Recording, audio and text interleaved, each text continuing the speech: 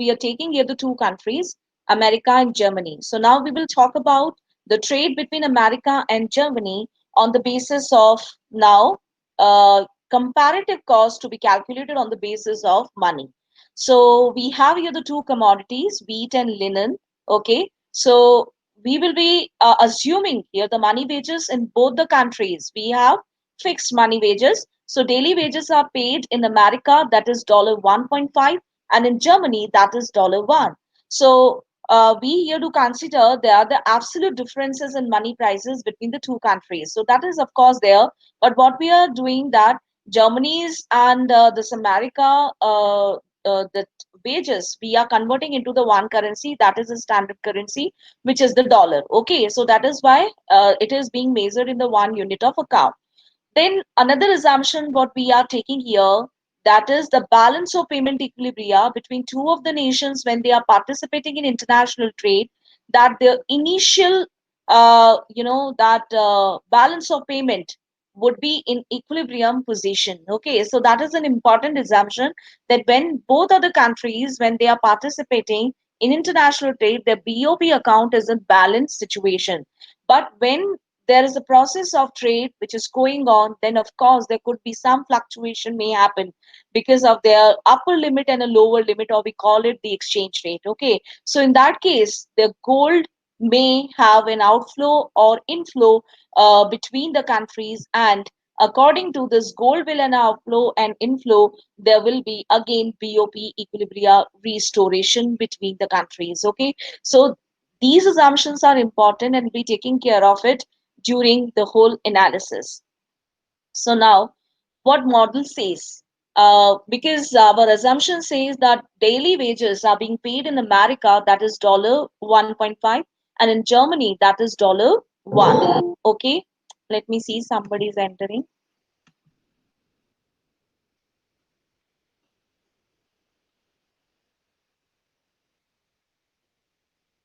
Fine. So in America, we are paying $1.5 wages. In Germany, we are paying $1 daily wages. Okay. Now, for 10 days, we do require 10 days of labor for producing 20 units of wheat in America. So we have to pay now $15, okay, to produce this 20 units of wheat. So if I need to calculate the opportunity cost, then 15 by 20 I'll make it, and this gives me a per unit output in dollars. So it is a 0.75 cost would occur to produce per unit of wheat. So that is an opportunity cost for America for producing wheat. Similarly, here for producing linen also, they would be requiring same amount of labor. It means the 10 days of labor to produce 20 units of linen. And for that also, they have to pay $15, and the opportunity cost is as similar what we have seen in case of wheat. So that is 0.75 per unit of output linen they'll be requiring to produce it. And Germany will be paying $1 for 10 days of labor. They'll be producing 10 units of wheat. So they are paying $10, and the opportunity cost is 10 by 10, that is equivalent to 1. And similarly, here also, the 10 days of labor is required to produce 15 units of linen, and they'll be paying 0.66 opportunity cost for producing 1 unit of linen. So now we need to analyze the all situations here. For America, if they are paying 0.75 cost or opportunity cost to produce 1 unit of wheat, whereas in Germany they are paying $1 to produce 1 unit of wheat. So it means 0.75 is the lower cost. Then the Germany, then America will would like to opt this wheat as their specialization. So that's the relative difference between these two countries, or we say this is an opportunity cost difference between these two countries. So that's why the country has opted this wheat as their comparative advantage commodity. Whereas if they would compare the 0.75 with the 0.66 cost occurred in linen in both of the countries, so we found that America would have larger cost than the Germany. So Germany will now be taking linen for their own comparative advantage, or in other words, we say the least comparative cost is occurring in the production of linen in Germany. So that is why Germany is actually would like to take this as comparative advantage or the specialization to offer in international trade. Though we started with the condition that America has an absolute differences in the both of the goods, or we say the absolute advantage in the production of both, whether it is wheat or linen. But in Germany, they do not have clear cut absolute advantages. But still, according to the Ricardian theory, because of opportunity cost analysis, the Germany may also gain from the international trade by producing this linen more and also offering as a specialization to the world's economy. Okay, so this was the analysis for what particular commodity will be taken by which country for offering specialization. So this trade, international trade, would start and will be continued on the basis of assumption as we have discussed. Now, because we know that we have fundamentals of fixed exchange rate and the flexible exchange rate system nowadays. And that time also when the Professor Tozing has given this analysis, was based on BOP equilibria and the initial balance of payment. So once they are participating in the international trade, those all BOPs, the adjustments would get fluctuated.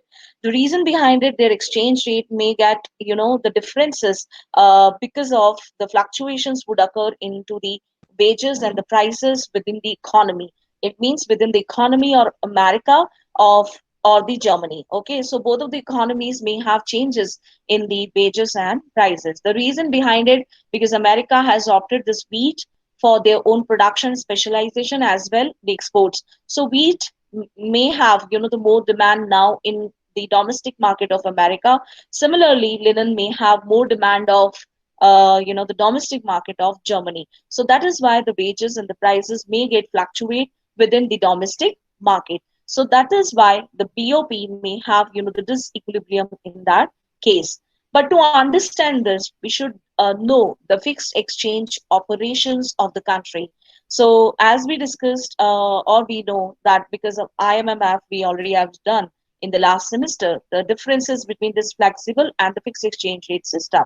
The flexible exchange rate system says that we do follow automatic price mechanism, okay, and the automatic price mechanism, the price adjustments, and this the automatic market forces would determine it. And the fixed exchange rate system says there is some government operations would actually force to determine this entire system. So here we are more talking about the fixed exchange rate system where the countries are actually pegging their currencies with the upper and a lower limits. Okay, it means they would allow all those fluctuations within that range of upper and a lower limit. Fine. So we do consider here the central bank operations in any country where they do follow open market operations. Okay. But here in this case, because all these things are not the part of any classical theory, as they do follow in their assumption also the laissez-faire system, because in those refinements, what we are talking about in the Professor Tozing's analysis, they are not considering any change in the laissez-faire system or the capitalist economy. So, of course, we are not exactly inviting any government interference in that case. So, we have a presence of a capitalist economy or a free economy without any obstacles over here. So, what we exactly will be following here, the upper limit and the lower limit only, because these two countries may decide it on the basis of mutual trade. So, how they would determine it? See here, the 20 units of wheat is being produced by this America. Okay. Now, this 20 units of wheat would be exchanged with this 50 units of linen. But these two countries are able to produce some units of wheat. So the prices would entirely be based on, or the wages you are paying, okay, to the labor, it's entirely be based on what this Germany is demanding and how much this is offering. Okay, so 20 units of wheat this America is offering, and 10 units of wheat this Germany can produce. Fine. So this 20 is to 10 will be making a ratio, and this is giving us 2 is to 1 ratio. Now, this 2 is to 1 ratio is a range. This range where you can actually fix, you means here America can fix the wages for the labor. It means it may be greater than 1, but should be less than 2. So that is the range. It's like, the similar concept of Bretton Woods snake in tunnel. As snake in tunnel says that the demand and supply curves of the economy with regard to the foreign currency and also the domestic currency. Okay, so we determine the foreign exchange rate when the demand and a supply of foreign exchange would intersect with each other. So that is the same thing when we do talk about snake in the tunnel. It means that is being floated only within that range, and that range, it means the upper limit and a lower limit has been determined. And some of the countries are, pegging it very rigidly. It means they do not allow it at any cost. But some of the countries like India, they are following a semi-fixed mechanism because they do rely upon the flexible exchange rates too. So it is the same case when two countries are participating in international trade. They may rely upon, the automatic mechanism, what is going on within the country itself or within the domestic market itself. So that is why there is an also upper limit and a lower limit in that case. But yes, automatic forces are also acceptable. So this 20 units to 10 units, it's giving you a 2 is to 1 ratio where America can fix up, the wages, which is $1.5 today, between that range only. It means 2 is to 1 is accepting this $1.5, and that allows America to do export and specialization in the commodity wheat. Okay. Now, what happens when this is exceeding the range or arriving at the $2? So because you can only fix up the range 1 is to 2, so from $1 to 2 you can do. So if you arrive at $2, then what happens? So now this has converted from $1.5 to $2. So you need to pay now for 10 days wages. That is what you need to pay now. 2 multiplied by 10, it means 20. Okay, so you need to pay now extra $5. So $20 is now here. So if it is $20, then opportunity cost would now be 1. Okay, because 20 by 20 gives you here 1. So this opportunity cost would be compared with this because already we have started the specialization process on the basis of this opportunity cost comparison. So if it is now 1, then this Germany would have the equal cost. So why this Germany would participate in international trade for the wheat? Because now they are able to produce at the same cost this wheat in their domestic market. So they would start producing this wheat, or we call it import substitution policy, because the imports are now costly. So that's why this country, Germany, has gone for the production of wheat in the domestic market. Now, what will happen here? This country would now be facing that their exports are zero, okay, because the Germany has stopped importing from this country. So what happens? Their exports are zero, but the imports are still going on. So their BOP will have now a current account, especially will now have deficit, okay, because their imports are more and their exports are less. Because of this current account, what is happening in the domestic market? Here in the domestic market, they're at the same time, because here the wages were already very high, but because of rising wages here, the Germany would also face some rises here.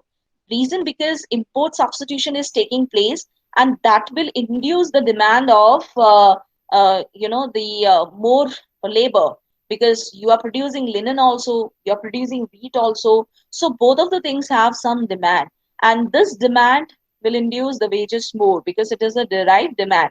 So that's why this $1 now would be more, maybe $1.5 or maybe more of that. But still, this is here at $1. Okay, so if it is 1 and this is more than 1, then further this gold will have an outflow from Germany to America. But as an immediate consequence, you would see that the America, because of this all fluctuation, because here we have the opportunity cost that is equals to 1, the current account deficit would induce the gold will have an immediate outflow from America to Germany. Now, once this is reaching to the Germany, because there is a more demand, the wages would increase, the prices would increase, and as a result of this, the opportunity cost would not remain equals to 1. And then further, this gold will have an outflow from Germany to America. So this way, the BOP will have an automatic adjustment in the whole process. So that is why there is no the government interference in this case, because of the classical fundamentals and assumptions what we do follow in this case. So this 2 is to 1 was our upper limit, and then we'll talk about lower limit case. Now, what is the lower limit case? We'll discuss this 20 to 15. Okay, so 20 units of linen is being produced in America, or America can produce it, and the Germany is producing that 15 units of linen. Their opportunity cost is definitely different, and that is why Germany is doing this specialization in that case. So 20 to 15 says that there is now 1 is to 1.33 ratio. Okay, 1 is to 1.33 ratio says that uh, you cannot reduce, okay, the prices, or we say that the prices in America cannot be less than this. Fine. And if it is 1.3, let's say if it is 1.3, you are arriving a lower wage at 1.3, then what happens?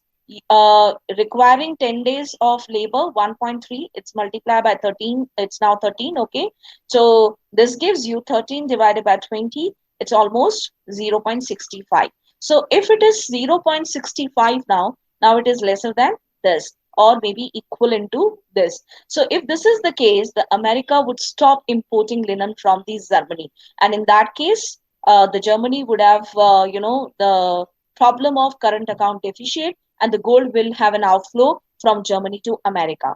Now, again, what happens, because both of the goods are being produced now, because they have started import substitution, there will be more demand, and because of more demand, the prices and the wages would rise, and this will be again come back, to the level of 1.5. And just because of that, again, gold will have an outflow from America to Germany. So that is the whole case, how the automatic adjustments will be taking place in the whole scenario, according to the Professor Tossing, in the comparative advantage and the role of money. Do you have still doubts, so we can discuss, or any point which you didn't get? I can repeat that too. Yes, everyone.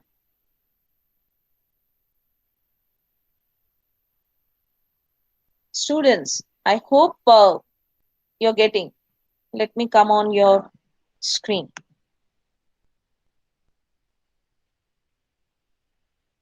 All clear, Divya. Okay.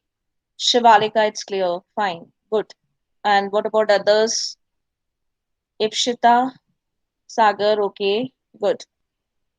Fine. So now you people are clear about it. So let's proceed with the second refinement. Yeah. Good, good, good.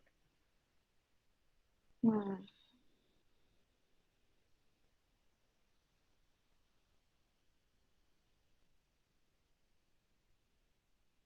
Okay. Let's go with the second refinement. And the second refinement says that the country is taking here more than two goods. Okay, we have two countries, and then we are talking about more than two goods. Even Professor Habler has also have mentioned two ways. The one is what, two nations and more than two goods, and the second is many countries and two goods. Okay, so Professor Habler's analysis is, he is amending this theory of comparative advantage by following this. So we have here the analysis first for more than two goods, but we have two countries only. So we'll be taking here the two countries, that is England and Germany, and we are taking here the 10 goods, A, B, C, and 2 Z, Z over here.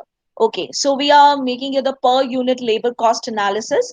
That is production in England. We are taking a small here because the goods name is capital A, capital B, capital C, and so on.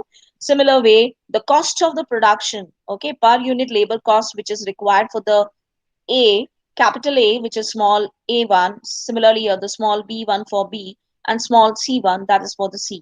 Same way, the subscript I'm using here instead 1 to 2, this is for the Germany now, and this indicates that the labor cost which is required for the production of A, then production of B, and then the production of C, and so on. So money cost per unit of these goods in England would be, that is PA1, PB1, PC1. So always whenever you multiply this prices would this uh, will be multiplied with this cost, then it's giving you total money cost, because you are not talking about the monetary terms too, because you'll also be indicating here relating these two countries together with the exchange rate too.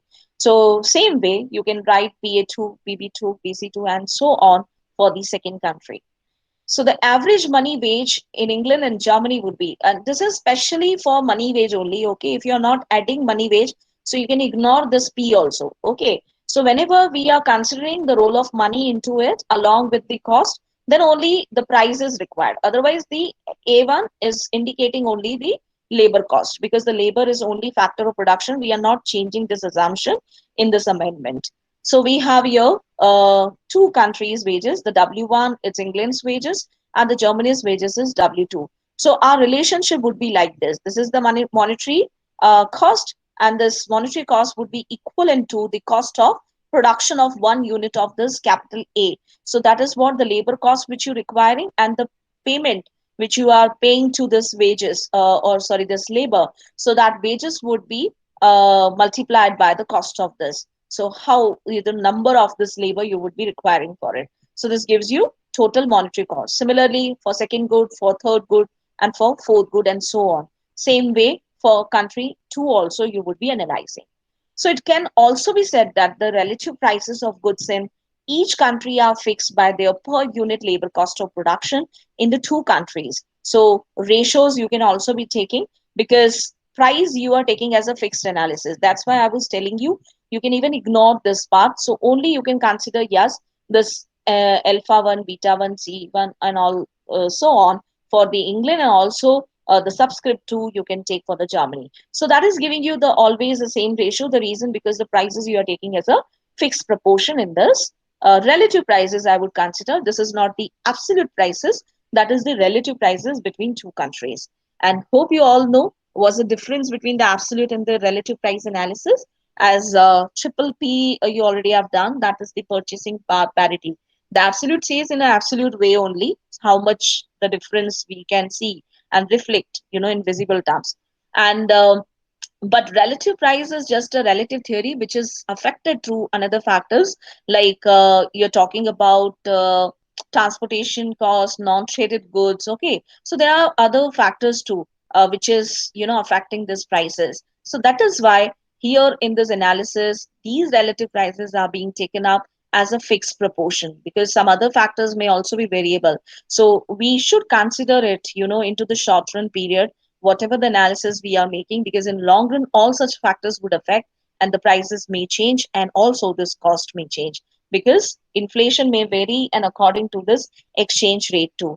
I think somebody is calling me again and again. It's very important, I need to take a call. I'm sorry guys, I'll take just a minute break, okay?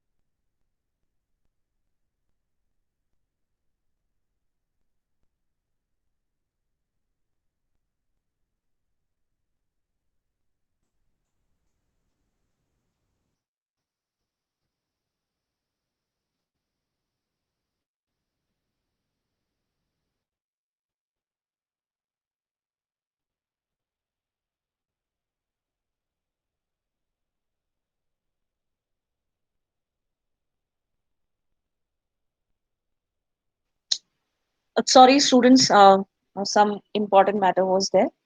Okay.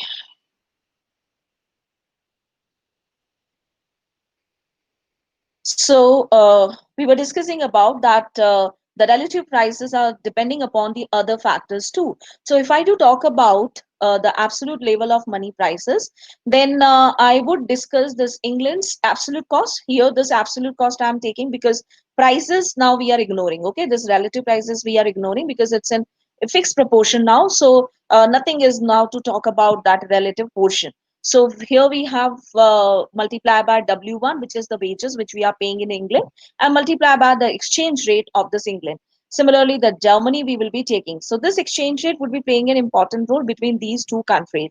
So if England is, deciding that to produce because their comparative advantage is, the highest in the production of this capital A or this good A, then this exchange rate would now be playing this important role, or we could write the relationship between two of the countries this way, because what we need to compare over here, we need to compare this A1 with this A2. Okay, so if the cost, relative cost between these countries, or we say the England's relative cost in producing of this commodity A is lower than this Germany, then this country England will be taking this commodity for their comparative advantage. Okay, so I would write this relationship like this: A1 multiplied by W1 multiplied by R1, which is lower than this A2 multiplied by W2. So these two things I would write like this. So this further gives me this relationship. So A1 by A2, okay, so this is now lower than this W2 by W1, and this is also inverse of it. So it is 1 by R. Now, how actually we would define it again? This A1 by A2, it means the cost of production in country England for commodity A is lower than this A2. Okay, why? Because W2 is higher than this W1. Okay, so this wages are less. That is why this country may opt it, from then the Germany, or we say opted as their least cost comparative advantage. And 1 by R is indicating what? This 1 by R is indicating here that the exchange rate is lower in this country B, or sorry, this country Germany, and the exchange rate is higher in this country, England. So when your exchange rate is higher, you are actually producing more of this commodity A. Okay, or offering this more of commodity A in the international market, because we are talking about a monetary term. So exchange rate is also giving us the same meaning what we are discussing nowadays, and that gives us that your exchange rate is high, your export of that commodity or a volume of that commodity is also higher. So this particular relationship is also defining the same thing. But if you are taking this B1, let's say it's just an assumption that B1 multiplied by W1 in into R. So it is our second commodity, and second commodity in country one, their wages are higher or their cost is higher.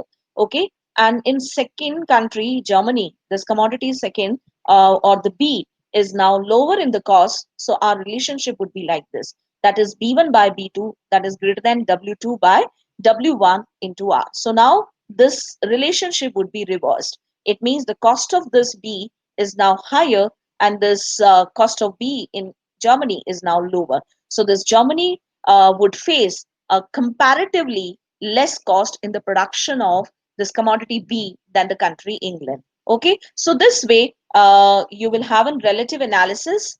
Okay, this relative analysis that commodity A in the country one, fine, that is lower in cost. Here also commodity B, commodity C, and so on. You are deciding always a lower opportunity cost or the relative cost between these countries. So based on these ranking, okay, because this is number one, this is number two, this is number three, and so on, the country would determine where they are actually facing the least comparative costs. So of course, in this example, this shows that the number one is A, second number is B, third number is C for country England, and the reverse case for country Germany. So here you can see the path that the commodity A, commodity B, C, D, and E, that is going in this direction for country England. It means country England is exporting these commodities based on their comparative advantage. Whereas from JIHG, this is coming into this direction. It means Germany's exports are this. The imports of the Germany would be the same, and imports of the England would be the same. So this way, you can have another commodity also where this is acting as a divider line. The divider line means PC by PW, or I would say that the absolute and the relative cost between these two countries for commodity F is same. That is why this commodity F is not participating in international trade. So both of the countries, because their cost is similar, so they would like to produce it in their country. In another words, this commodity F is acting as a divider line between these commodities. And if this divider line would break, then again the same assumption of a tossing would work, that BOP equilibria would not remain in adjustment or in the balance position, and there would be again fluctuations in the economy. You would understand it by the next slide.